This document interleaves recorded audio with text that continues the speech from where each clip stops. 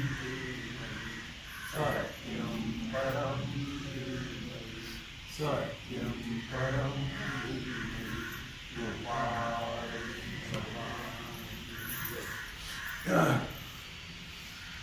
आनि कर्माणि जया अहं कृते नाभिरंगी जैसे निरंजन आदि विधौनुदाय भगवान श्री रुक्मिणी पांडुरंगा के चरणों में श्री सद्गुरु ज्ञानेश्वर महाराज, श्री जगद्गुरु तुकाराम महाराज, श्री संत महाराज यांच्या चरण सानिध्यात आपण सर्वजण मिळून महान ग्रंथराज ज्ञानेश्वरीच्या 12व्या अध्यायाच्या 183 ओळीचा आपण विचार करतो आहे. विषय आहे भक्ताची निरहंकार वृत्ती, म्हणजे भक्ताच्या ठिकाणी कुठल्याही प्रकारचा अभिमान नसतो, याच्यावर आधारलेला विषय आहे. आणि कर्मारंभाला, कर्माचा आरंभ करण्याकरता अहंकार, पण तो अहंकार त्यांच्या ठिकाणी नाही. कर्मारंभाला, कर्माचा आरंभ करत असताना अहंकार निर्माण होतो. तो अहंकार त्यांच्या ठिकाणी नाही. जसं काष्ठा वाचून अग्नी निघून जाते, त्याप्रमाणे महात्मा निरहंकार वृत्तीनेच राहतो. कुठलंही कार्य काही केलं तरी त्यांना कुठल्याही प्रकारचा अभिमान हा प्रकार नसतो. हे निरहंकारी वृत्ती हे भक्ताचं महान लक्षण आहे, महत्वाचं लक्षण आहे. प्राणी मात्रांची जी कर्म प्रवृत्ती आहे ती नेहमी अहंकार मूलकच असते. संसारामध्ये कुठल्याही प्रकारचं कर्म अभिमानाशिवाय मनुष्य करत नाही. अभिमानाने करायचं, अहंकार वृत्तीनेच करायचं. त्याला माहीतच नाही ते आपण हे करत नाही. सर्व कोण करतो? परमात्मा करतो. हे त्याला माहिती हो नाही आहे. त्याला आता मीच करतो म्हणून तर सांगितलं चाले हे शरीर. प्रत्यक्ष उदाहरणं दिलेत, पण जीवाला काही कळत नाही. आपण खातो, पितो, बोलतो, चालतो, वास घेतो, काय सर्व व्यवहार करतो, हे आपल्या शरीरामुळे नाही. शरीर हे पंचमहाभूताचं जड आहे.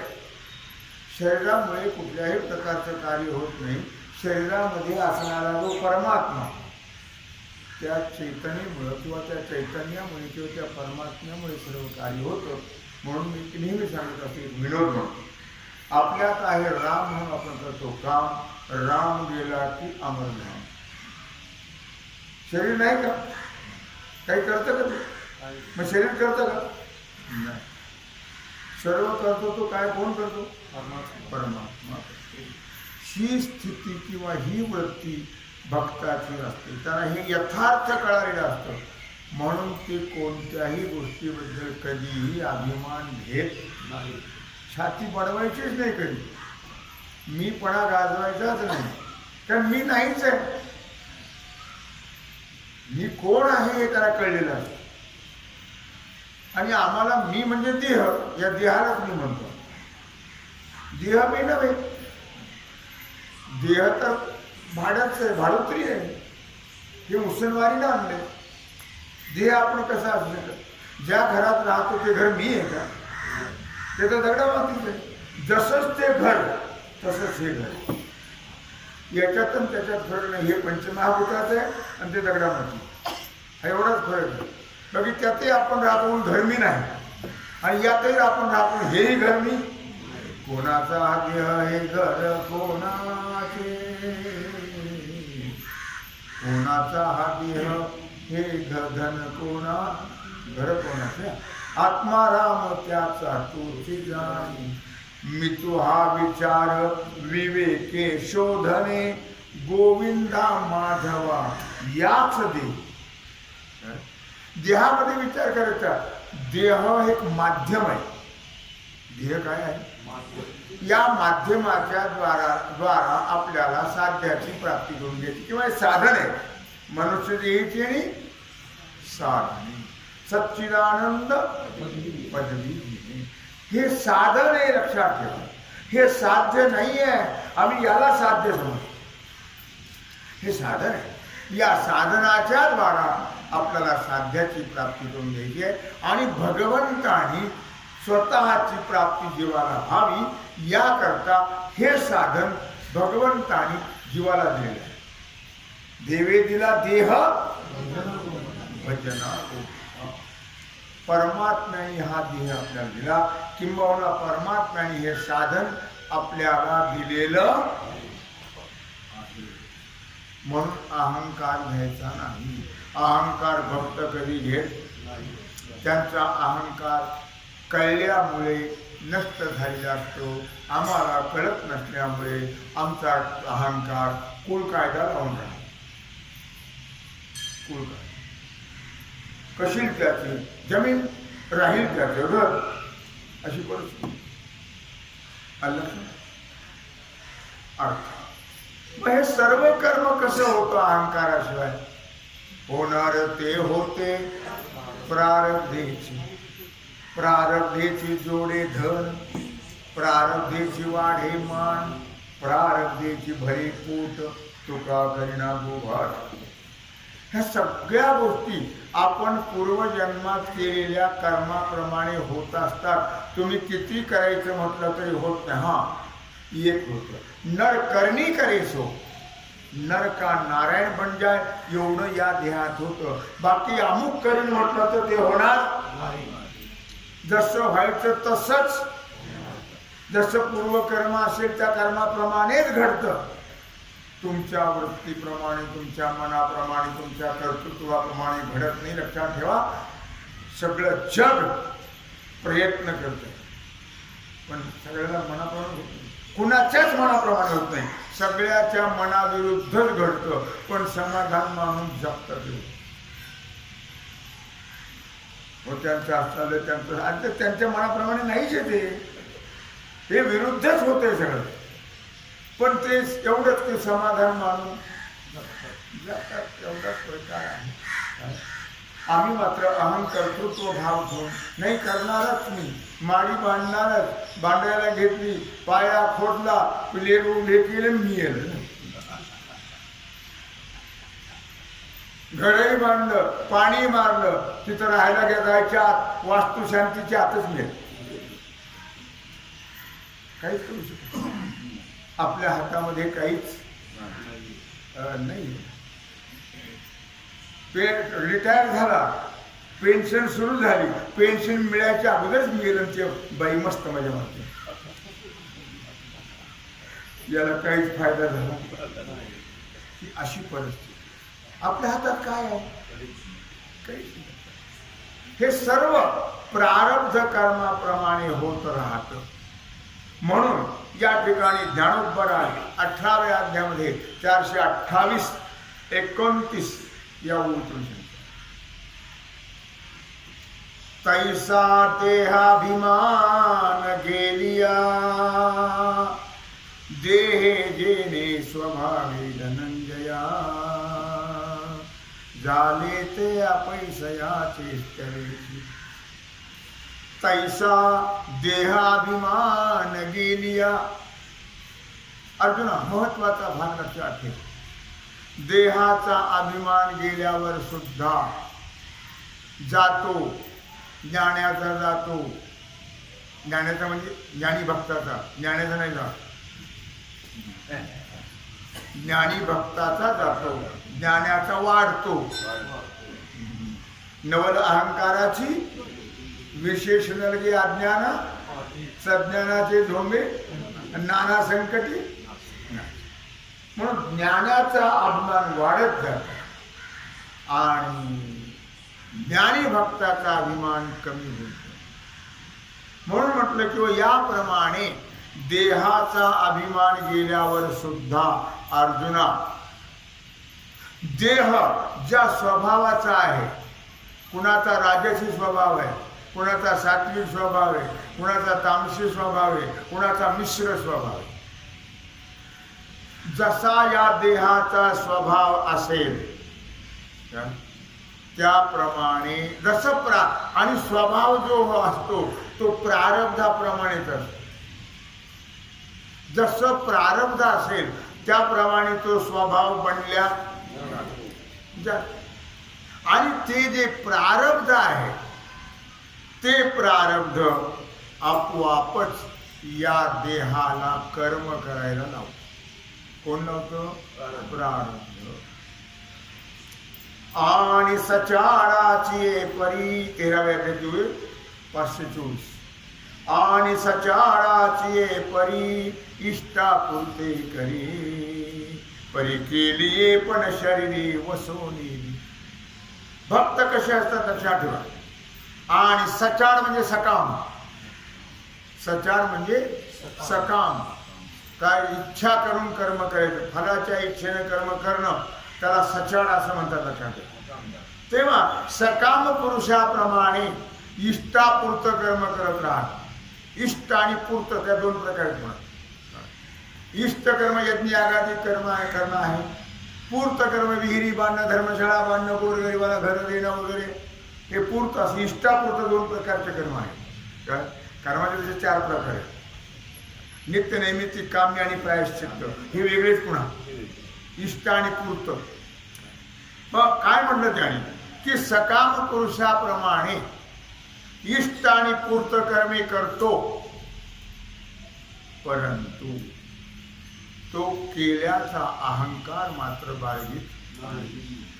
कोण? भक्त. भक्त ज्ञानी भक्त म्हणा, भक्त म्हणा. अल्लाह सांग परिक्रिया कलाप आघवा आचरतो दिशे बरवा. सर्व कर्म तर आपल्याप्रमाणेच करतो. पश्चै शृण्वन् स्पृशै निधन नश्नन गच्छन स्वपै श्वसन. तोही नेत्रीप आहे, आपले डोळ्यात पाहतो. तोही नेत्रीप आहे, तोही श्रवणी ऐकतो आहे. पण तिथेचा सर्वता नव्हे नवल दे. हसती रुसती शिव्या देती एका. हसती रुसती शिव्या देती एका. दिसती लौकिका सारिखे ते. दिसती लौकिका सारिखे ते. हसती रुसती शिव्या देती एका. आपल्याला कर्म करते. प्रसंग पडला तर हसतात आहे, प्रसंग पडला तर रुसतात आहे, प्रसंग पडला तर शिव्याही देते. हो काय माय गेली होती भूतापाशी, हरिनये मुखाशी आले मुला. किती सांगू तरी ना ऐकती भटकीचे, पुढे शिंदळीचे रड. शिवाय दिले नाही तुकाराम महाराज नाही सांगता सगळ्यांना. भक्त भक्त जे असतात प्रसंग पडला तर हसतात आहे. तुम्ही असे एवढं ज्ञानी एवढा अभ्यास करणार, तुम्ही असं रागवता. शिवाय स्वभाव आहे ते होत जसं ते त्याच्यावर जायचं नसतं. काय म्हणतात या ठिकाणी लक्षात ठेवा. ओवी ओवी लक्षात ठेवा. काय 4थ्या अध्यायातली 95वी ओवी आहे. काय म्हटलं त्याने की बरोबर आहे हा बरोबर 95वी ओवी. आणि परिक्रिया कलापा घवा आचरतो दिशे बरवा. सगळं कर्म तो आपल्यासारखं करत राहा. त्यांच्या कर्मात महात्म्याच्या कर्मात आणि आपल्या कर्मात बदल आहे. त्याला बायको नसते, त्याला पोरं नसतात, त्याला घरदार नसतं, त्याला देह नसतो, त्याला धनद्रव्य नसतं, त्याला गुरुढोरं नसतात, त्याला शेतीवाडी नसते, काय नसतं त्याला. पण एवढंच आहे की त्याला असतं पण ते त्यात नसतात. हा फरक आहे. आम्ही त्यात आणि ते आमच्यात ही आहे परिस्थिती. आलं लक्षात. पण सर्व व्यवहारात बदल नाही म्हणून तुम्हाला पश्चै शृण्वन् 5व्या अध्यायातला 8वा श्लोक बघून घ्या आणि त्याच्यावरच्या ओळी बघून घ्या. बरं सुंदर. म्हणून तुम्हाला हसती रुसती शिव्या देती एका. वेळ प्रसंग पडला तर हसतातही, वेळ प्रसंग पडला तर रुसतातही. रुसत नाही, रुसतात. शिव्याही भांडतातही. वेळ प्रसंग, पण त्यात ते नसतं.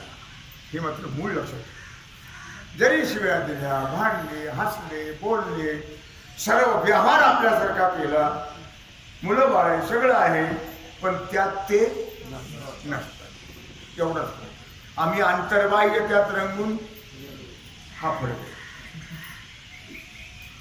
म्हणून परिक्रिया कला पाठवा, आचार तू दिशे बरवा. जे काही कर्म आहे आपल्या वाट्याला आले किंवा देहात जे कर्म आहे ते उत्तम प्रकारे कर्म करतात, आपल्यापेक्षाही उत्तम. अशा त्यात बाधा कुठली येणार नाही. आपलं कर्म तरी टळेल, आपलं नित्य चांगलं होणार नाही, पण ते मात्र उत्तम प्रकारे बरावा या शब्दाचा अर्थ उत्तम प्रकारे ते कर्म. तरी तोही चिन्हे जाणावा ज्ञानी यागा. जरी त्याने हे कर्म केले तरी तिथे ते घरदार सगळे जण आहे, कुटुंब आहे, सगळं धन, पण तिथे अडकत नाही.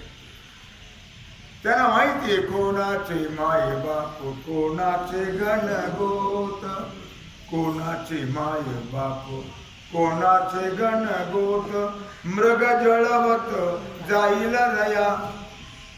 हे त्यांना कल्पना आहे की आपलं कोणी नाही, आपला फक्त एक परमात्माच आहे. हे त्यांना जाणीव असल्यामुळे ते त्यात गुंतत नाही. असू दे असलं तर त्यात काही बिघडत नाही. पद्मपत्र निवांबसा, कमळाचं पान पाण्यात असतं पण त्याला पाण्याचा लेस लागत नाही. तसे ज्ञानी भक्त, ज्ञानी महात्मे हे प्रपंचात असतात. सगळ्या व्यवहार आपल्यासारखं हसणं, सुरसणं, खेळणं, सगळ्या गोष्टी रागवणं आपल्यासारखंच असतं, पण त्यात ते नसतं आणि आपण त्यात रंगून गेले. आलं क्षमता. अथवा नावे हन जो रिगे, चौथा अध्याय 97 ओळी आहे. उदाहरण देतो. तो थडियेचे रुख जाता देखे वेगे, तेची साचो काळी पाहू दूर लागे, तो रुख म्हणे अचल. जो नावेत बसून, नावेच उदाहरण देतो. आपण गाडीत बसून चालले म्हणजे आपल्या गाडीत झाडं पळतात दिसेल, मग झाडं पळतात गाडी पळते, आपल्या गावात झाडच पळतात. रेल्वे पळते का झाडं पळतात? रेल्वे पळतात, पळते. आपलं काय वाटतं? झाडं पळतात. मुलं काय म्हणतात? पहा झाडं कशी पळतात. झाडं पळतात काय? काय म्हणतात त्यांनी की तो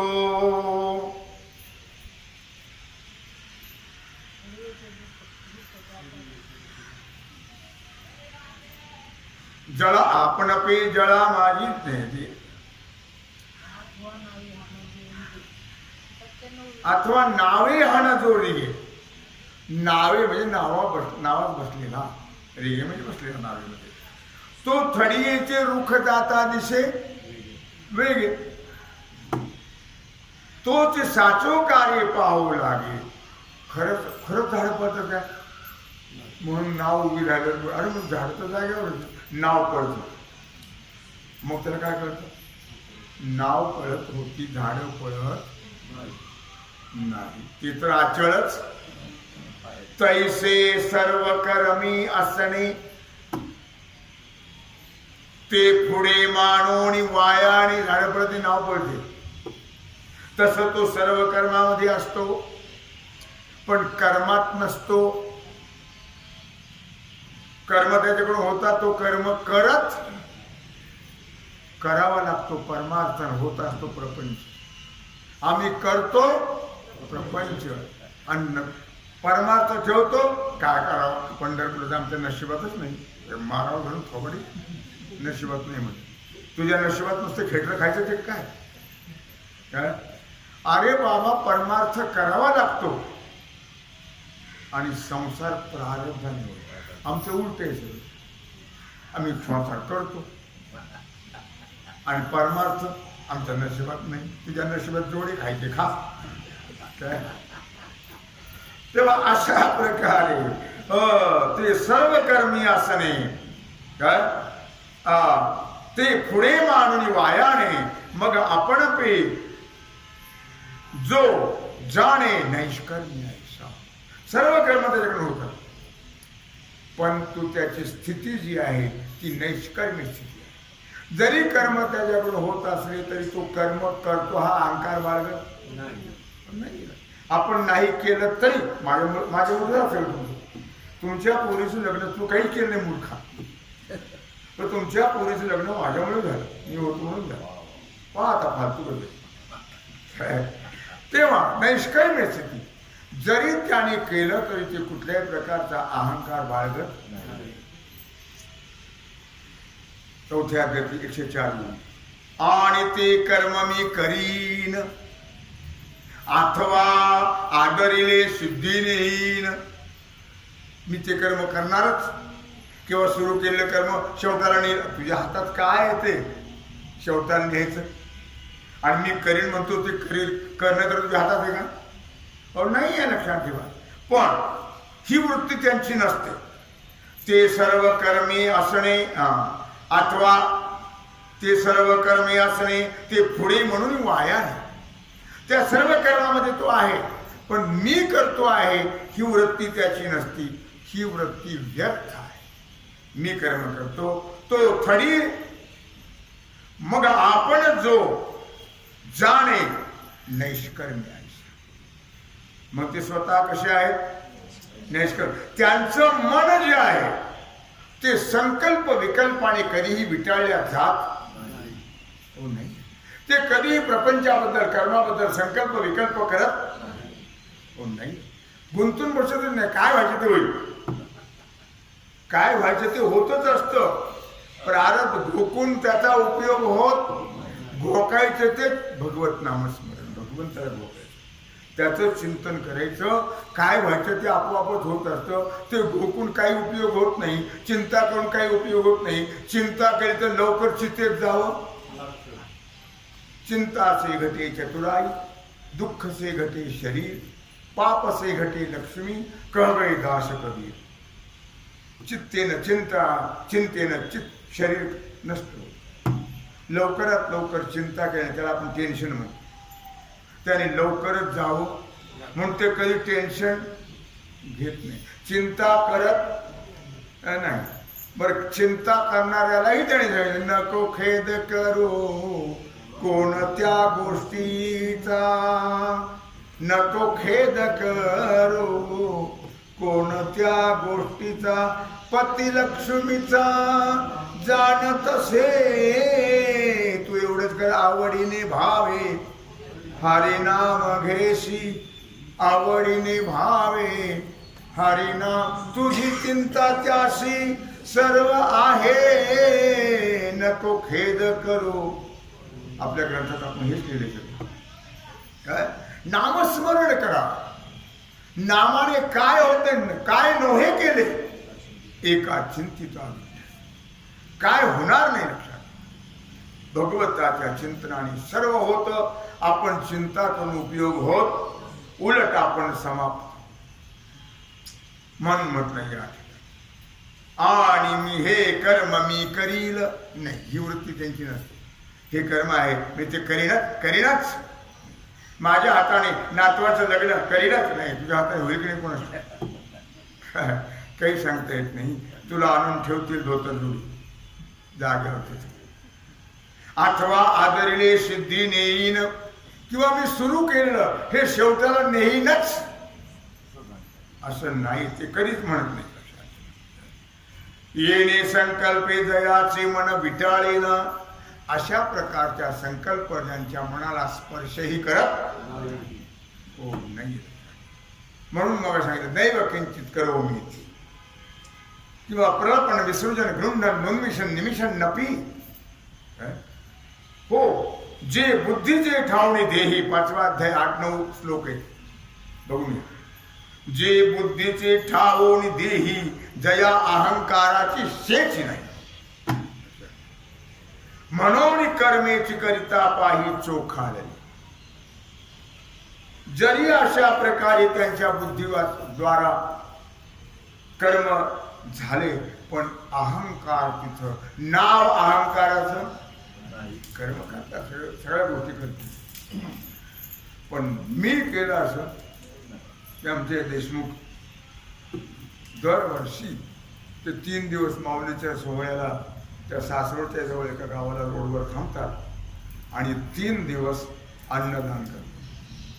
सारख्या पंक्ती वाढते येऊन जेवून जातात. पुरी भाजी शिरा वरण भात 3 दिवस 1.5 लाखाचं अन्नदान करतात जवळ दरवर्षी. शिवाय आळंदी यात्रेला गाडी घेऊन जाणारच अन्नदान करतात. आणि पंढरी यात्रेला पुन्हा तिथं पण त्या सांगितलं पंढरी पैठणच्या यात्रेला सगळीकडे असं एका जोडून या धन उत्तम उदास विचारे वेच करी. असं मला सांगायचं काय, अहंकार हा प्रकार नाही. जरी त्यांनी सर्व केलं तरी अहंकाराची बाधा न हो. कवणे काळी माझी संत मंडळी सुखी असो नामदेवरायाची प्रार्थना आहे. म्हणून कर्मे करिता पायी चोखाळले. जरी त्यांनी कर्म केलं तरी त्या कर्माची बाधा त्यांना होत नाही. ते शुद्धच राहतात, पवित्र. चोखाळले म्हणजे पवित्र राहतात. कर्माचं बंधन त्यांना प्राप्त होत. बाकी सगळे कर्मानुबंधीनी मनुष्य लोक. बाकी सगळे कर्माने बांधलेले. का बांधून घेतलं? बांधून घेतलं, बांधले नाही. वर्णाश्रम पोषके कर्मे नित्यनैमित्तिके तया माझी काही न ठके आचरता. आता वर्णाश्रम धर्माप्रमाणे कर्म आहे. त्यात काही 4 प्रकारचे मी बघा सांगितले. नित्य, नैमित्तिक, प्रायश्चित्त, काम्य आणि प्रायश्चित्त असं 4 प्रकारचे कर्म आहेत. नित्य नैमित्तिक कर्म मात्र सर्वांनी करायलाच पाहिजे. त्याने पाप होणं, पुण्य जर केलं तर पाप होणार नाही, पुण्य नाही होत, पाप व्हायचं नाही केलं तर मात्र पाप होईल. म्हणून नित्य कर्म आणि नैमित्तिक कर्म करायलाच पाहिजे. त्याचा उपयोग होत नाही लक्षात. त्याचा उपयोग फार मोठा होतो नित्य नैमित्तिक कर्माचा. काय म्हणून नित्यनेम नामे ते प्राणी दुर्लभ लक्ष्मी वल्लभत ह्या दोन सामान्य फळ आहे पण नाही. म्हणून म्हटलं त्यांनी या ठिकाणी की वर्णाश्रम पोषके कर्मे करीती नित्य नैमित्तिके. वर्णाश्रमाप्रमाणे कर्म होतात. जसं त्यांचा त्याचा वर्ण असेल, जसा आश्रम असेल. कारण वर्ण 4 प्रकारचे, आश्रमही 4 प्रकारचे. लक्षात ठेवा. वर्ण आहेत ब्राह्मण, वैश्य, शूद्र. वैश्य, क्षत्रिय आणि शूद्र. ब्राह्मण, क्षत्रिय, वैश्य आणि शूद्र. तसे आश्रम सुद्धा बाल, ब्रह्मचारी, गृहस्थी, वानप्रस्थी आणि संन्यासी. मग जसं जसं आश्रम असेल, जसं जसं वर्ण असेल, त्याप्रमाणे ते कर्माचं आचरण करतात. तया माझी काही न ठगे. त्यात अजिबात चूक होऊ द्यायची नाही. करायचं म्हणजे करायचं नाही. फार काम होतं, जमलं नाही, आज मातीत गेलं, सगळं केलं, फुक्कट गेलं, उपयोग झाला नाही. पथ्य चुकलं की सगळं गेलं. पथ्य चुकून द्यायचं नाही. कसं आपलं सगळं काम करतो आपण. संडासला नियमाने जातो नाही बाबा, काही होते आज गेलोच नाही असं होतं का? चहा पिलोच नाही, जेवण केलं, सगळं करतो आपण, फक्त देवाच्या बाबतीत वेळ मिळाला नाही. हे अशी आपली पद्धत आहे. तसं नाही, व्यवहारातली कामं चुकली तरी चालतील पण परमार्थातली नित्य आणि व्हायलाच पाहिजे.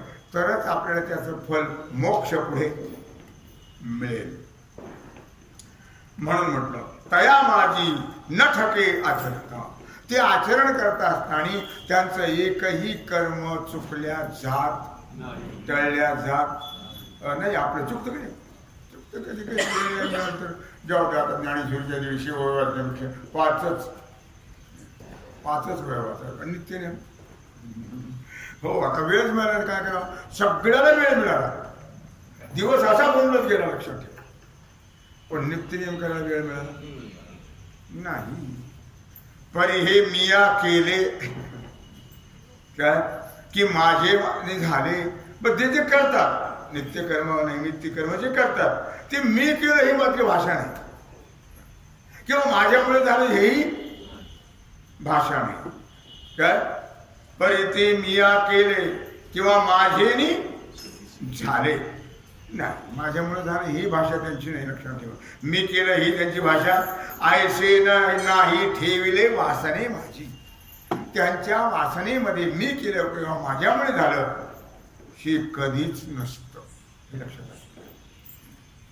हे का सांगतात आपल्याला ज्ञानेश्वर महाराज? आपण तसं व्हावं म्हणून सांगतात. तुम्ही म्हणा हे डोक्याचं करतात, हे त्यांचं आपल्याला काय सांगतात? तर त्यांचं सांगण्याचं कारण आपण तसं व्हावं. तुका म्हणे अंगी व्हावे जै तरीच महिमान.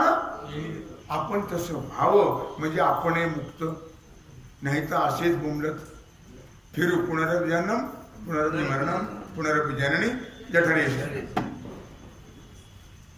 असं अर्थातच जैसे 13व्या अध्यायाची 527 जैसे अवचितपणे वायूशी सर्वत्र विचरणे. लक्षात घेतलं, वारा जर बंद झाला, आता काय सांगा तुम्हाला, ज्यावेळी मारुत्र्याला बाण मारला, त्यांच्या हानवटीला लागला, मारुत्र्या पडले, वायुदेव आले, त्यांना मारुत्र्याला घेतलं आणि त्यांना दुःख झालं. बंद वारा, सगळे लंबोदर पीतांबर, सगळ्या देवाची पोट फुगली, मरायला लागले. सगळे आले, विनंती केली, बाबा रे अरे ते सोड ना तुझा वारा, नाही तर मग आम्ही आता राहत. सगळ्यांची तयारी करावी लागेल. वारा हा सर्वत्र फिरतो, सर्व कार्य वाऱ्यामुळे होतं. पण त्यांनी कधी अहंकार घेतला? माझ्यामुळे माणसं जगतात, प्राणी जगतात, माझ्यामुळे व्यवहार होतो असं घेतलं त्यांनी कधी अभिमान नाही. की निराभिमान उदय जने सूर्याचे दैसे. किंवा सूर्य जर उदयाला आला नाही तर काय परिस्थिती होईल लक्षात ठेवा, सगळं समाप्त होईल. सूर्य जर उदयाला आला नाही तर समाप्त. मग सूर्य उदयाला येतो म्हणून सर्व कार्य होतं, म्हणून सगळे जगतात. पण सूर्याने कधी अभिमान घेतला का? निराभिमान वृत्तीनं तो उदयाला येतो, असताना जातो, उदयाला येतो, असताना जातो. त्यांनी कधीही त्याचा अहंकार घेतलेला नाही. का श्रुती स्वभावता बोले. गंगा, आता श्रुती सांगते, श्रुती माऊली काय सांगते? गंगा काजी विण चाले. गंगा, गंगा जी आहे ती काही हेतू धरून चालते का? कुठल्याही प्रकारचा हेतू गंगेच्या मनात निरहेतुकपणाने ते प्रवाहित होते. तैसे अवष्टंबहीन भले वर्तने जयाचे. त्याप्रमाणे जशी गंगा हेतूहून वाहत राहते, वाहत राहते, वाहत राहते, तसं ज्याने कुठल्याही प्रकारचा हेतू अभिमान न बाळगता कर्म त्यांचं होत राहतं. ते कर्माबद्दल हेतूही नाही आणि अभिमानही, निराभिमान वृत्तीनं त्यांचं कर्म होतं. किंवा पुन्हा उदाहरण दिले, सारखे उदाहरण येतात. ऋतुकाळी तरी फळते. काय ऋतू परत्वे झाडं फळद्रूप होतात. काही उन्हाळ्यामध्ये, काही पावसाळ्यामध्ये, काही हिवाळ्यामध्ये ऋतू परत्वे झाडं फलद्रूप होतात. पण त्यांना आम्हाला फलद्रूपता प्राप्त झाली हेही कधी माहिती. फलद्रूप होतात पण त्यांना ते सुद्धा माहित नाही. अशी वृत्ती असते महात्म्याची. तया वृक्षाची ऐशी वृत्ती कर्मी सदा. फळ तरी येतात पण त्यांना कल्पना सुद्धा नाही फळाली. कर्म तर होतं पण त्यांना कल्पना सुद्धा नाही आपल्याकडून कर्म होतं, त्याचा अहंकार आहे ती बाळगत. एवं मनी कर्मी बोली. काय न म्हणा, वाचेन म्हणा, मनाने म्हणा. एवं मनी मनाने, कर्मी वाणीनं, वाचेन कर्मी काय शरीराने आणि बोली वाचेन. या तिन्ही प्रकारचे कर्म होतात. जेता अहंकारा उखी जहाली एका वेळीची काढली दोरी देशी. ज्याप्रमाणे मायेचा दोरा काढला की सगळे गळून, तसं निरहंकार वृत्तीने यांचे कर्म होत असल्यामुळे ते कर्मफळाच्या आसक्तीतून आपोआप गळून जातात. त्यांना कुठल्याही प्रकारची आसक्ती कर्म तर होतात. संबंधी विनदेशी पुन्हा दृष्टांत. 13व्या अध्याय 531. संबंधे विनदशी आभ्रे असती आकाशी. आकाश तुम्हाला असं वाटतं का हे ढग आकाशाला चिकटलेले आहेत म्हणून? संबंधे विन म्हणजे आकाशाला न चिकटता ढग असतात. देही असती आकाशी देही कर्मी तैशी. तसं कर्म करतात, देहानेच कर्म होतं, पण त्यांना कधीही त्याचा अहंकार झाला नाही. मी या देहामुळे माझे कर्म, देहाचं तादात्म्यही. देही कर्मे तैशी दयाची गा. मद्यपांगीची वस्त्र, पुन्हा उदाहरण दिलं 13वा अध्याय 532 होईल. मद्यपांगीची वस्त्रे, दारुड्याचे वस्त्र गळून पडले तरी त्याला भान, तसं महात्मा. लेपा हातीचे शस्त्र, चित्र काढले भिंतीवर, त्याच्या हातात तलवार, त्याला खबर आहे का ते लढायला जाईल? नाही. बैलावरील शास्त्र बांधले आहे, पोथ्या बैलावर बांधून आणल्या. त्या बिचाराचा काय गंध आहे? पोथ्या आहे का दुसरं विटा आहे? त्याला खबर आहे? नाही. तया पाडे देही, जया मी आहे हे शेष नाही, त्याप्रमाणे या देहामध्ये मी आहे याची खबरही त्यांना. निरहंकारता पाही या नाव, याचं नाव आहे निरहंकारीपणा. आणि अशा प्रकारे महात्मे वर्तन करतात. आणि कर्मारंभा लागी जया अहंकृती नाही अंगी, जैसे निरंजन आगी विझवून येतात. तेव्हा अशा प्रकारे झालेली जी सेवा आहे, महात्म्यांची लक्षणं चाललेली आहे, तेव्हा ती सेवा भगवत चरणी समर्पित करून राहिला जो सेवेचा भाग आहे तो आपला परवा होईल. उद्या गुरुपौर्णिमेच्या निमित्ताने विशिष्ट प्रकारचं प्रवचन होईल. तेव्हा आपण सर्वांनी त्याचा लाभ घ्यावा ही विनंती. कुंडली कवरदे श्री ज्ञानदेव